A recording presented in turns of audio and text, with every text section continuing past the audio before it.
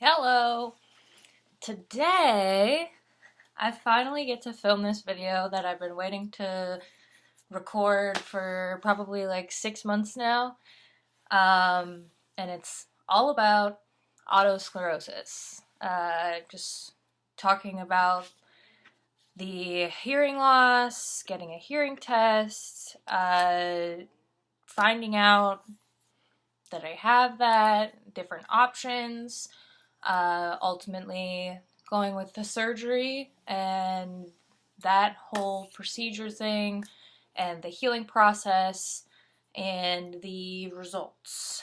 I know that there was only one other video that I found online about otosclerosis and somebody else's, testimony and what they went through and everything like that, which is what I watched when I found out that I had it. And so I'd like to just give a nice little shout out to Aunye, I believe. She put a video out, I believe it was a year ago, and watching that really helped me to understand what to expect, and we also have very similar experiences, which I thought that was cool. So I'm just here to tell my story because it is a rare disease and not a lot of people know about it. And definitely go check out her video. I'll put the link in the description below because she does an amazing job of covering all the bases and everything like that. So for my experience, it started probably about 2.5 years ago. I am 25 now, so definitely when I was about 23, I didn't notice it. My parents did, and my friends did, and my boyfriend at the time, and they would just basically, oh, Andrea, you're deaf, or Andrea, go clean your ears out, or, jokingly, like things like that. And I was always, I'm like, no, you guys just mumble, or you talk too quietly, or whatever. And just like Aunye said, you're so young, like, you don't think like anything can actually be wrong with you. You don't think that you could be losing your hearing at such a young age. And we all think that we're invincible when we're younger, and that's only things that 85-year-olds have to deal with. So progressively over the past 2 years, it got significantly worse. I started to notice at work that I couldn't hear what customers were asking. I really had to be like right in front of their faces and like holding my ear so that I could actually catch the sound. I was listening to the TV at volume 100, subtitles on the TV. I always have my headphones in, can't hear without it. So I watch all my videos, I talk on the phone with my headphones, always full volume. Just daily like conversations with people were difficult. I couldn't communicate in a big social situation, because when two people are talking at a volume that's good for them, I didn't want to constantly interrupt their stories by having them like repeat themselves over and over and over again just so that I could hear them. So I would just choose to say nothing and just be quiet, and and I got accustomed to that and sort of just shut myself out from the world, because it was more comfortable for me, and I felt like it was better for everyone else, because then they didn't have to deal with repeating themselves. People don't like to repeat themselves. I've definitely learned that. And the only thing I would do was just go to work, which was awful, also terrible. Just dealing in customer service and the serving industry, trying to take people's orders and people not responding well when he can't hear them. And thinking that you're just dumb, not that you can't hear because you have a hearing loss. And a lot of people forget, well, not forget, but a lot of people don't think about what they do when they speak to people. A lot of people put their hands over their mouths while they're talking, or if, you know, you're ordering from a menu, you're just like looking straight down at your menu and just talking to the menu, but the server's over here. For me, that was very difficult. I'd always have to like lean in and try to make it like look like I'm struggling to hear them, so that maybe they would look at me and speak to my face, because to me that was always easier to hear the sound coming directly at me than, you know, you speaking this way and I'm over here. So, plus you're trying to read lips and all of it. So, eventually it had gotten to an extent where I knew I needed to do something about it, and in my mind, I thought it was from listening to music too loud, or just something that I had done to myself, and I thought that I was going to have to get hearing aids. So I moved back home, and I went to an audiologist, and I got my hearing tested, and throughout the whole hearing test, I thought I was doing, like, amazing, because I was responding and whatever. But to my amazement, she opened the door and was like, okay, we're all done. She was like, wow, you really have a significant hearing loss. I don't even know how you're surviving in daily life. And I was so thankful that somebody else could like speak for me, and I had some sort of validation to what I had been trying to tell people. And she said I had 60% loss hearing in my right ear and 50% loss in my left ear, which is significant. But she also suggested for me to go to an ENT, because she thought, she can't diagnose, but she thought it could be this disease called otosclerosis.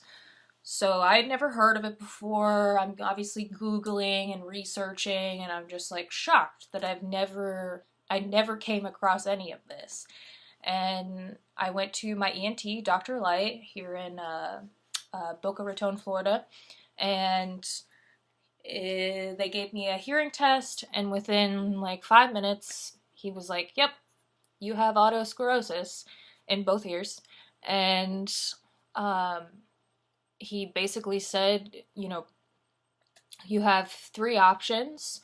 You can do nothing if, you know, it's not going to get much worse than it already is. Because with otosclerosis, you can't be completely deaf. It's just, it'll get to as severe as it gets,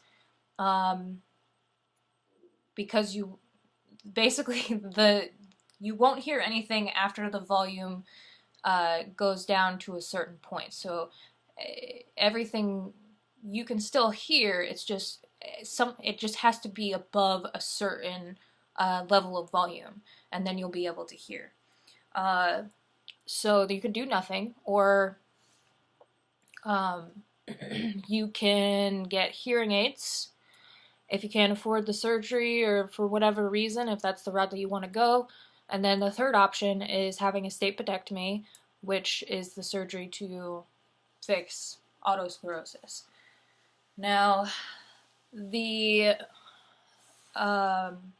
chose to go with the surgery option solely because I'm 25, I'm young, I still have a lot of time left to live in my life. And with that, the surgery is expensive. It's considered electoral surgery, which I think is completely outrageous and wrong. I don't see how somebody going deaf isn't considered a necessary surgery to have otosclerosis. I have a huge issue with that, but regardless, decided to go that route. We had to wait a couple months for insurance purposes and everything like that. But regardless, last week, I finally got my first surgery. So they decided to do the worst ear first, which is my left side. Everything is very easy on your part. It's an outpatient surgery. It takes about an hour and a half for the procedure, and then you're out of there within probably 4 hours or less. You do go under anesthesia. They go directly through the ear canal, and then they cut a little tiny piece of fat, like very, very tiny, from the earlobe, and I'm assuming it's to like suture something within. So you will have like a couple stitches down on the bottom, but everything else goes straight through the ear. And with otosclerosis, basically it's a middle ear. In your middle ear, you have 3 bones, and basically the sound travels in. It hits the first bone, the second bone, and then it's supposed to hit the third bone, and then it goes into the eardrum, and that's what sends all the sound through. The third bone, though, with otosclerosis, something grows around it, so it does not move anymore. So it makes it much more difficult for the sound to get to your eardrum. So all they do in surgery is they just cut that little bone, they take that out, and then they insert a 0.5 millimeter piston, and it wraps around that second bone, and then they drill a hole through your eardrum, and the end of the piston just goes straight through. So just a little 0.5 millimeter thing gets put in there, and ta-da! So after surgery, there's a lot of packing within your ear. You can't hear anything at all. You're actually for me, I was super, super loud in my head when I talked or swallowed or ate or whatever. But you can't hear anything. You can't get the packing out. You got to keep the ear dry, yada, yada, yada. After probably like 3 days, I'm assuming because maybe all the fluid and stuff has been soaked up, it does open up a little, so you don't hear yourself as loud in your head anymore. And you also, I was getting like little sounds like that were able to get in, and I was like, oh my god, what's happening? It's so exciting. But after that, I think 2 days before the surgery, I was getting a little itchy. You know, I like wanted to get it out, and it's like wearing a permanent earplug. It was very annoying, but I just got the packing out 2 days ago, and it was insane. Immediately after he had taken it out, it sounded like everyone was like sort of in a tunnel, but it was very, very loud. I could hear everything. I could hear like the fabric on my clothes like moving, and I could have heard a pin drop, I swear. But then when he had sat me up, I started talking, and I was like, oh my god, what happened to my good ear? What happened to this one? Like, I actually could tell, like, that this one I can hear significantly less in, now that this one I can hear so much. Now, obviously, the hearing does come down a little because, I mean, it's ridiculously loud. The first day after they take it out, I thought my car was like a tank. But it has come down. Like I said, it's only been like 2 days, so it has come down a little bit, and now I'm just sort of like getting used to like everything being flip-flopped, because before I could hear more out of this ear than this one, and then now it's like totally switched. But it is absolutely incredible. Like, I had to have everything on full volume, insane, and now it's like I can drive in my car and the music can be on volume 3 or 4 and I can hear it, and it's just, it blows my mind. And like watching TV now, like I don't need the subtitles. Like, talking to people, I don't like, I used to struggle so much trying to have conversations with people and trying to read their lips and trying to lean in constantly. and you're just like straining so much with your eyes and like just fighting to be able to make out what they're saying, and to not have to do that even just after one surgery is mind-blowing to me. And I could not be more thankful for the the fact that this is possible, and the fact that my parents and my family have been able to so graciously help me get the surgery. Um, it's crazy. You don't really like realize how important something is until you don't have it anymore, and when you get it back, it's just like it's incredible. I could not be more thankful. And so basically, after a month a month after the surgery, I will take a hearing test, and they'll be able to tell me how much better I'm hearing or where my hearing's at versus where it was at. And fingers crossed, I have a 100% hearing. And then from there, they always like to wait 60 to 90 days after you do one ear to do the other ear, just to make sure all of the healing and everything is a-okay. So hopefully, fingers crossed, after I get my hearing checked and this one, we can go ahead and schedule my next hearing, or my next stapedectomy. So basically, that's just, in short, my, well, not short, but my personal experience. Once again, it's very rare, but if you notice that you're struggling and it's very hard for you to hear things or whatever, don't wait forever to try to fix it or to try to figure out what's going on, because it could be something that you can fix and something that you deserve to get fixed, and it really helps your life and your well-being and who you are as a person. And you can get a free hearing test anywhere, and just to sort, even if it was ruling that out, like you had no idea, maybe it was sinuses, maybe it's not, but it could very well be this. And I'm just sharing my story, and hopefully it helps answer anybody's questions that they're afraid to ask, or even nervous if they already have the surgery scheduled and they're nervous about how it goes or whatever.